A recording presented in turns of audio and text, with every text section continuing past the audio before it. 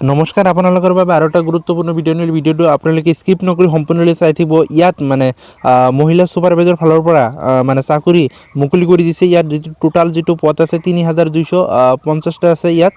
ইয়াত গোটেইখিনি প্ৰচেছটো আপোনালোকক দেখুৱাম, কেনেদৰে আবেদন কৰিব লাগিব আৰু শিক্ষাগত যিটো অৰ্হতা, বয়সৰ যিটো সময়সীমা আৰু ইয়াত কোনে কোনে আবেদন কৰিব পাৰিব, লগতে সেইটো কৈ দিম। আপোনালোকে ভিডিঅ'টো স্কিপ নকৰি সম্পূৰ্ণলৈকে চাই থাকিব। ইয়াত কিছু মহিলা supervisor recruitment 2026 notification out for ইয়াত ৩,২৫০ পোষ্ট বা ভেকেঞ্চি ইয়াত কোনে কোনে আবেদন কৰিব পাৰিব সেইটোৰ লগতে কৈ দিম। The women and child development department and its notification for recruitment ইয়াত ৩,২৫০টা মানে 3,250 পোষ্ট টোটাল আছে।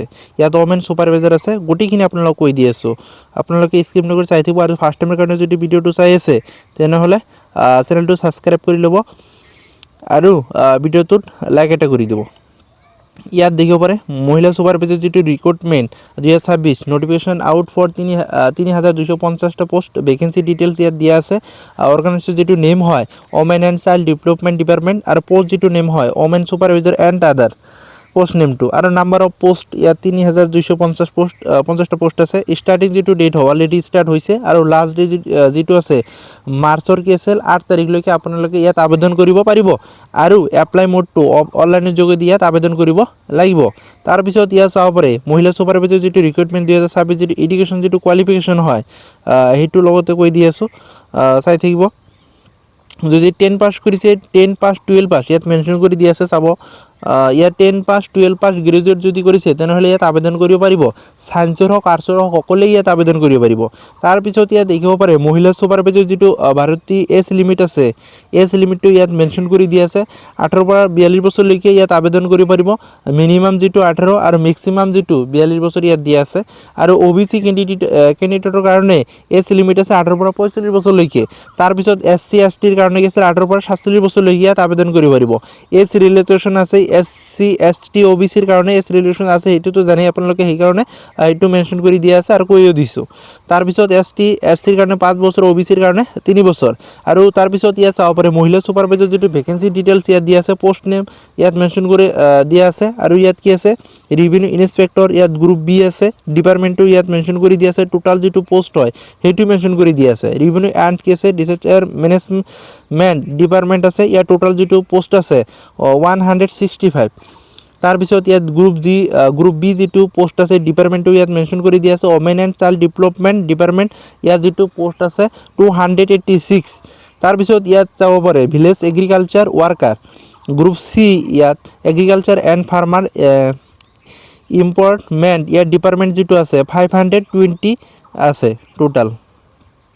তাৰপিছত ইয়াত জুনিয়ৰ এছিষ্টেণ্ট আছে গ্ৰুপ C, ইয়াত কি আছিল finance revenue and register management and ইয়াত কি আছে FEWNCD ইয়াত যিটো টোটাল যিটো ভেকেঞ্চি আছে 1237।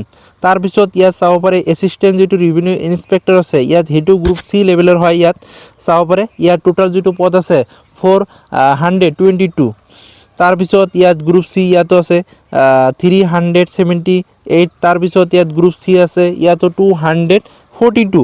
ইয়াত এনেকৈ গৈ লাষ্টত গৈ পিনে কিমান হ'ল টোটাল পোষ্ট হ'ল 3,250 টোটাল পোষ্ট হৈ গ'ল। পোষ্টবিলাক কি আছিল ভাগ কৰি দিয়া আছে গ্ৰুপ C গ্ৰুপ B আৰু এগ্ৰিকালচাৰ কি ডিপাৰ্টমেণ্ট আছে সেইবিলাকতো আপোনালোকক বুজাই দিলোঁ।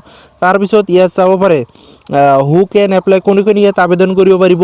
অল ইণ্ডিয়া জব হয় সেইটো, ইয়াত মেল এণ্ড ফিমেল বথ মানে সকলো ল'ৰা ছোৱালী ইয়াত আবেদন কৰিব পাৰিব। আমাৰ অসমৰ সকলো ল'ৰা ছোৱালী ইয়াত আবেদন কৰিব পাৰিব। তাৰপিছত মহিলা ছুপাৰভাইজাৰ যিটো পোষ্ট বা পে বা চেলাৰী হয় ইয়াত মেনশ্যন কৰি দিয়া আছে, মেনশ্যন কৰি দিয়া নাই চৰি, ইয়াত কি আছিল।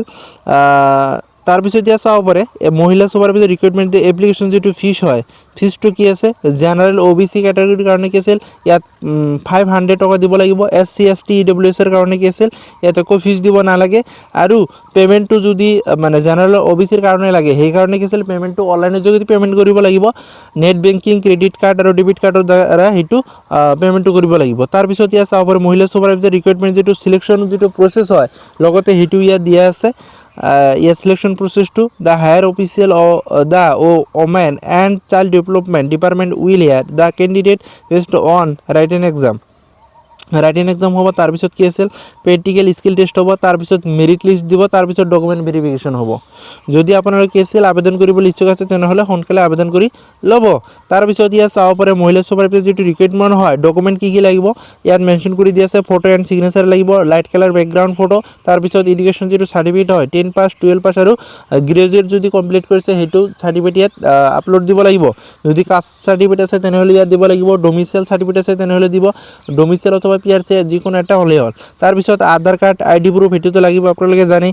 তাৰপিছত ইয়াত চাব পাৰে মহিলা ছুপাৰভাইজাৰ ৰিক্ৰুইটমেণ্ট যিটো অনলাইন এপ্লিকেশ্যন ফৰ্ম হয়, অনলাইন এপ্লিকেশ্যন যিটো ফৰ্ম হয় ইয়াক গোটেইখিনি ইয়াত মেনশ্যন কৰি দিয়া আছে। Once go through the official ৱেবছাইটত গৈ কেনেকৈ ফৰ্মটো ফিল আপ কৰিব লাগিব, কেনেকৈ আবেদন কৰিব লাগিব সেইটো ইয়াত দিয়া আছে।